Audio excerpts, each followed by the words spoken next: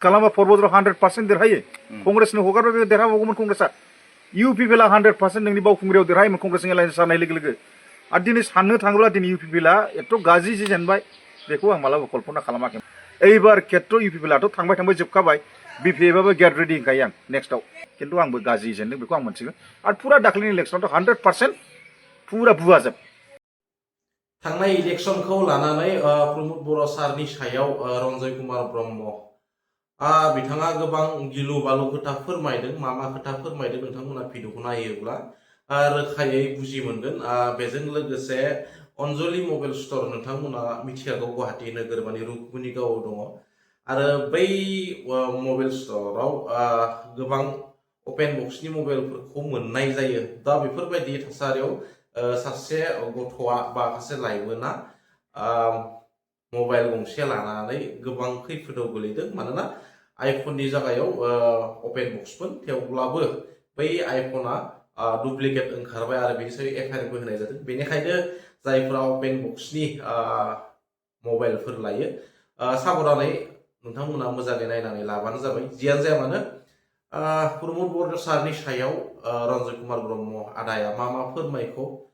भिडिअखौ नायला नोंथांमोना रोखायै बुजि मोनगोन मा फोरमायखौ मा गिलु बालु खोथा भिडिअनि गेजेरजों बुंखौ लोगोसे बेजों बिपिएफनि सायावबो गोबां खोथा बुंनायखौ नुनो मोनदों नोंथांमोना नायलांबा बुजि मोनगोन रोखायै बे सुक्ति जानानैसो जोंहा सरकार सालायनो मोननाय 5 बोसोर थासेयाव मानि थाखाय गाज्रि जेनदों बिनि ओंथिखौनो आं दिनै बुंसै इउपिएलनि माखासे वार्कार्सफ्रा केडार्सफ्रा लिडारफ्रा जाहाथे अनुभब खालामदों दिनै बिथांमोना देरहानानै कमिउनिकेशन पाब्लिकजों मोजाङै सावराया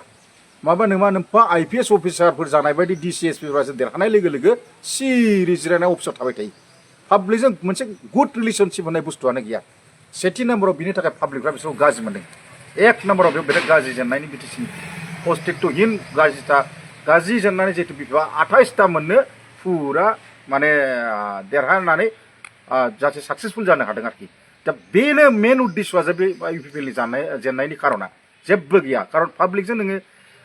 जेनेबा लेंग्रा खाना खुज्रा मुगैनो मोना नोंथाङा सासे राजनीतिक बिर हिसाबै बिथांमोना गुड कमिउनिकेशन आरो गुड जेनेबा गुड रिलेशनशिपखौ बिथांमोना लाखिनो रोङाखै बेनि खेत्रआव जे माखासे ओरैबायदि गफस खालामदों जे माखासे एमएलए एमसिएलएफ्रा इउपिपिएल नङा होमबा बे खेत्रआव देरहानो हायाखै नैथि नाम्बाराव जे नोंथाङा बुंदों आंहा मोनसे दाउट दं दाख्लैनि एमएलएनि बाथ्राखौ दे एमएलएनि बाथ्राखौ बुंनो थाङोब्ला आं मोनसे खोथाखौ बुंगोन जे आदा प्रमोद बिथांखौ माखासे बुंदों बुजाबुजि जादों आसामनि गिबि मन्थ्रि हेमन्त बिश्व शर्माजों खिन्थु आंहा मोनसे दाउट दं बुजाबुजिबो जादों खोमा आं बे बाथ्राखौ खिन्थु आं बुंथाव जायामोन दिनै पाब्लिक रिलेसन पार्टी आफादगिरि हिसाबै आं दिनै बुंनो सानदों आंबो मोनसे लाजिनाय मोनदों कारेन्ट सरकार सालायनाया इउपिपिएलआ जेनबाय खिन्थु एथ' थाखा फैसा थासेयाव गिदिर पार्टी हिसाबै बिटिसिआव बुंनो थाङोबाथ' नङा होमबा बिपिएफजों समब्रा समब्रियानो दिनै बिपिएफआ मारै जेनेबा हला हल 11टा 12टा एमएलए लाबोनो हाखो दिनै मारै बिटिसिआव सातसेबो एमएलए देरहाहोनो हादों बिनि गुबै जाहोनखौ आं बुंनो थांगासिनो दङ बिनि गुबै जाहोनानो जाहैबाय जे आदा प्रमोदआ बुजाबुजि दंमारो नामा जे गावसिनि इउपिपिएलनि पार्टीनि प्रेसिडेन्टफ्रा मोनथिया नामा आदा प्रमोदखौ बा आदा प्रमोदखौ मोनथिया नामा जे एमएलए कारेन्ट जानायफ्रा जे इउपिपिएलआव जेराव 7 जन एमएलए थानायफ्रा मानो सासेबो देरहाहोनो हायाखै डेट मिन्स अलरेडि बेयो हेमन्त बिश्व शर्माजोंबो सावरायदों खोमा हेमन्त बिश्व शर्मा बेखौ बुंदों नोङो एलायन्स जानांला नोंनो आं 10टा थाखा हरगोन बे बाथ्राबो जानो हागौ खिन्थु नोंथांखौ जे मोनथिनाय नङा जे आं थाखा हरनायखौ कारन नोंथाङा मोनसेल' खामानि मावना हो खुनु पार्टीजों एलायन्स जानाङा नङा होमबा बे खेत्रआव जायाखै बिथाङा कारन मोनसे खोथाखौ साननानै नाय दिनै मानो थाखाय बेबायदि गाज्रि जानो थासारिया जुदि बेबायदिया आं सानदों बे आंनि पार्सनेल बेक्तिगत आंहा मोनसे डाउट दं आरोखि बिजेपिजों बे नट आउट बिजेपिखौ सापर्ट आखै खिन्थु हेमन्तनि बे गाज्रि जेनेबा एसे एनै हेमन्तजों डिबेट खालामदों आंबो नुदों अपेन खालामाखैबा हेमन्तखौ एसे जावदों थारमाने बे मोनसे पाब्लिकआव ड्रामासो नामा बे बाथ्राखौ बुंदों दिनै आं मोनसे खोथायाव सेथि नाम्बाराव डाउट मानो थादों आदा प्रमोदखौ गाज्रि मोननाङा बिथाङा जुदि गमामायैनो जुदि सानदोंमोनब्ला जे बिथाङा जुदि आंहा मोनसे देरहानांगौ होननानै मोनसे बे जुदि गोसोआव दंमोनब्ला दिनै मानो कंग्रेसजों एलायन्स खालामाखै बे सापज खोथा दिनै कंग्रेसजों जुदि एलायन्स खालामा फरबद्र 100% देरहायो कंग्रेसनो हगारबा बे देरहाबावगौमोन कंग्रेसआ इउपिपिएलआ 100% नोंनि बावखुंग्रियाव देरहायोमोन कंग्रेसजों एलायन्स जानाय लोगो लोगो ओमफ्राय नोङो माबायावबो देरहायोमोन गसाइगाव कन्स्टिटुवेन्सियावबो देरहायोमोन कंग्रेसजों एलायन्स जानाय लोगो दतमायावबो देरहायोमोन कंग्रेसजों एलायन्स बिथाङा मानो जायाखै डेट मिन्स बिथाङा अलरेडि आसामनि गिबि मन्थ्रि हेमन्त बिश्व शर्माजों बे थाखा फैसा बुजाबुजि सिङाव जादों बेखौ 100% आं निश्चित बेखौ मिथिगौ बेबायदि सानदों आं गृह बिश्वास आंहा मोनसे डाउट दं आरोखि बेखौ बयबो माखासे इउपिपिएल नि वार्कसारफोरा आं नाम खारलाया जुदु मुदुफ्राबो बुंदों खारन मोनसे खोथायाव डाउटआ मानि थाखाय क्लियारलि आं स्टेटमेन्ट होनो सानदों बिथाङा मानो एलायन्स जायाखै हारसिङै बियो मोनसे एथ' फिसा पार्टि जानानै जे एखेबारे फुरा अल आसामाव गेलेनो साननो बायदि 22-23टा केन्डिडेट मानि थाखाय बेलाय